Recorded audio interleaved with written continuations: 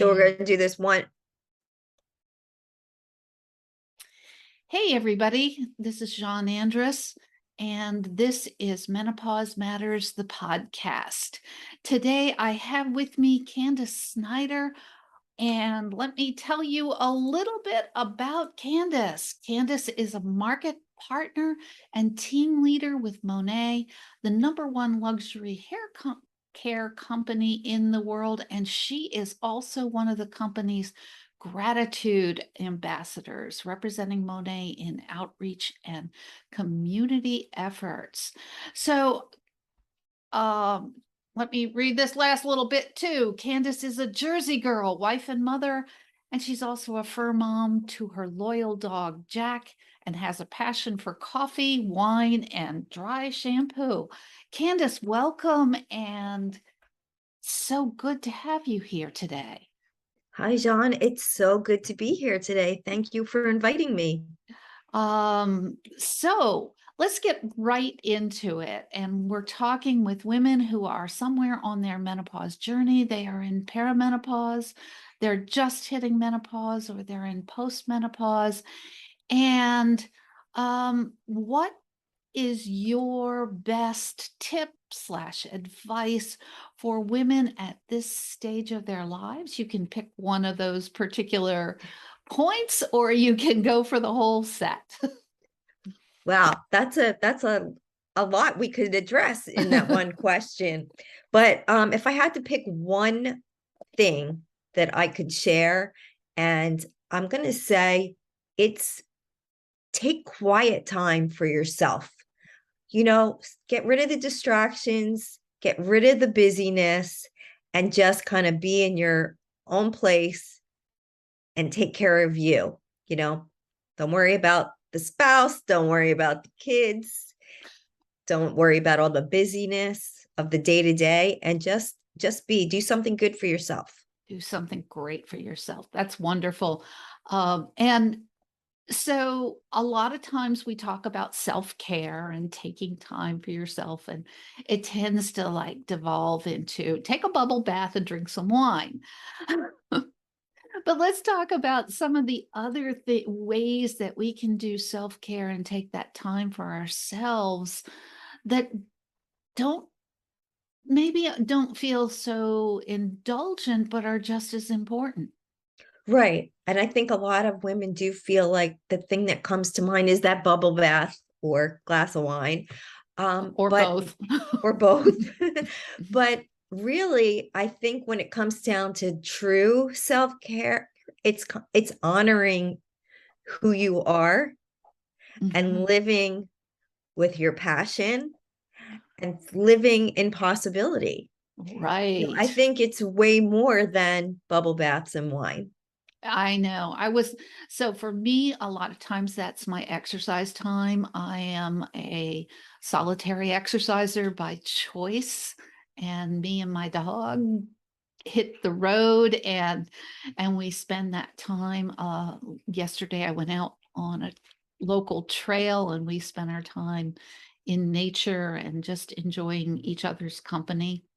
Yeah. So for some women, it's exercise. For some women, it's art. Mm-hmm. What's yours? For me, I love spending time with my dog. That is like the best. I mean, he really is a companion for me. I mean, yes, I'm married, but it's different. It is And we different. love to walk in our neighborhood. Mhm. Here in Jersey, the leaves are just turning colors Oh, now, and it's perfect temperature. So we've oh been yeah. really lucky. If I could keep it this weather all year round, that would be like the best. You're the fall girl, huh? I'm the fall girl for sure. Oh yeah. Also, I love to delve into a good historical novel. Yeah. That's my book go to. I mean, if I'm not reading, something on self-help or business or personal development, it's historical fiction. I love that. So what's your favorite? What's your book right now? Let's ask it that way. Oh, I just finished Eternal, and I'm trying to think. I think Lisa Scottoline, Oh, um, yeah. who normally writes mystery, I think. Mysteries, yes. But this is like her first book at historical fiction, takes place during World War II, Okay. in Italy. Mm. Mhm. So are you a Kristen Hanna fan? I haven't read anything by her in a really long time. Okay. But it runs the gamut as far as, authors. I'm not loyal to one.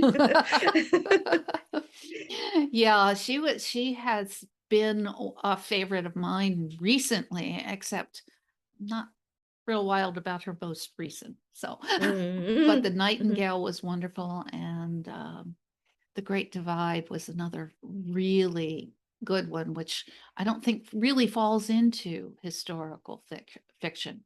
Mhm. Um, so are you just a reader or are you a writer too? I journal. I Uh-huh. like to journal. I love the gratitude, it helps keep me grounded. We Right. have some days, when we're totally stressing and you feel like the world is like crushing in on you, but then you have to, take that step back and think about all the things we have to be grateful for. And that definitely helps me. I write down 5 to 10 things every day. Absolutely. That is a wonderful, wonderful. How often does Jack show up on that gratitude list? Always.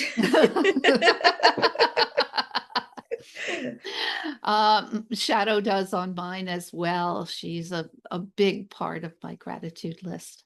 Mhm. So taking time, and as we said, I mean, we've covered a number of things that might be that self-care time, that time away from other people, that time where you're not de you're not answerable to anyone else.